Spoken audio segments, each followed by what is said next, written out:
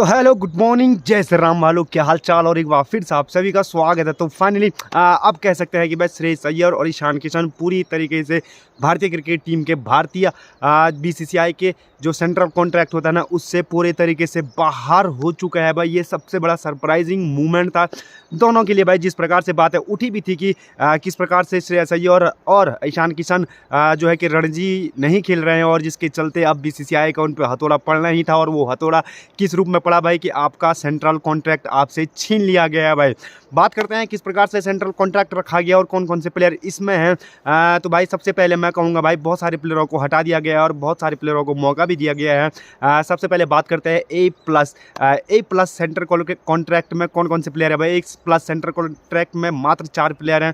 आप लोगों को पता है कि भाई इसमें वही होते हैं जो टेस्ट, वनडे और T20 तीनों फॉर्मेट खेलते हैं, जिसमें कि सबसे पहले नाम रोहित शर्मा, विराट कोहली और रविंद्र जडेजा और जसप्रीत बुमराह का नाम है भाई। तो ये 4 प्लेयर जो है कि A+ के सेंट्रल कॉन्ट्रैक्ट में रखे गए हैं। KL राहुल, शुभमन गिल, मोहम्मद शामी, मोहम्मद सिराज और रविचंद्रन अश्विन ये भी कैटेगरी में रखे गए हैं ए की। और बी कैटेगरी में कौन कौन से प्लेयर है भाई। बी कैटेगरी में मैं कह सकता हूँ कि सूर्य कुमार यादव बी में चले गए हैं, अक्षर पटेल बी में चले गए हैं, ऋषभ पंत भी बी में चले गए हैं भाई। और सी कैटेगरी में कितने प्लेयर है भाई। सी कैटेगरी में 15 प्लेयरों को मौका मिला गया है। उसके परफॉर्मेंस और उसके टेस्ट मैचों को देखा गया है भाई, और 15 सदस्यों को सी में रखा गया है, कैटेगरी सी में रखा गया है। और इस कैटेगरी से बाहर हुए हैं भाई, मैं कह सकता हूँ युजवेंद्र चहल, दीपक चहर, अजिंक्य रहाणे, चेतेश्वर पुजारा।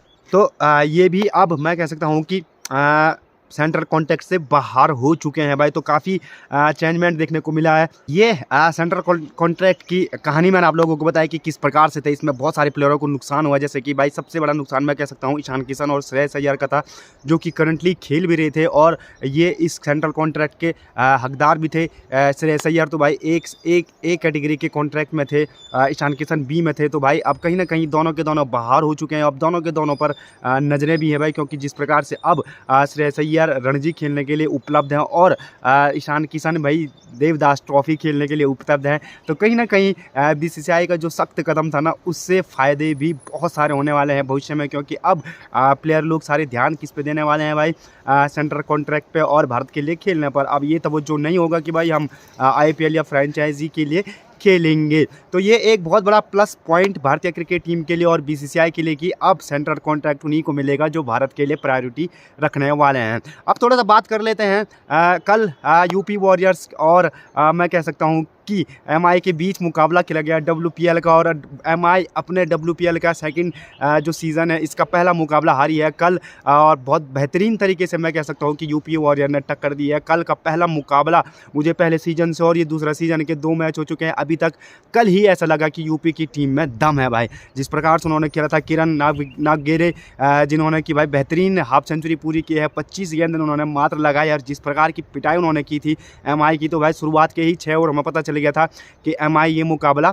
हारने वाली है। तो आज किसका मुकाबला है भाई। आज एक और बेहतरीन RCB का मुकाबला दिल्ली से खेला जाएगा। दिल्ली अपना एक मुकाबला हारी है, RCB दोनों मुकाबले जीत के आ रही है। तो कहीं ना कहीं ये इंटरेस्टिंग मुकाबला है भाई, क्योंकि RCB इस बार कुछ अलग हिसाब से खेल रही है और अलग मूड में भी खेली है। तो भाई देखेंगे कि RCB तीसरा मुकाबला लगातार जीत सकती है या फिर दिल्ली उनकी जीत की रुकावट बनेगा। तो आज का मुकाबला भी धमाकेदार होने वाला है। RCB हमें पता है भाई, RCB में ऋचा घोष है, स्मृति मंदाना है, तो कहीं ना कहीं बहुत बेहतरीन मैच होगा। और सामने दिल्ली की टीम में सैफ अली वर्मा भी होने वाली है भाई। तो कहीं ना कहीं एक कांटे का टक्कर का मुकाबला आज शाम को देखने को मिलने वाला है। और आप लोगों ने क्या करना है यार, चैनल बनने होंगे तो लाइक शेयर सब्सक्राइब जरूर कीजिएगा। फिलहाल इन खूबसूरत पहाड़ की आवाज़ों से आप सभी को जय श्री राम।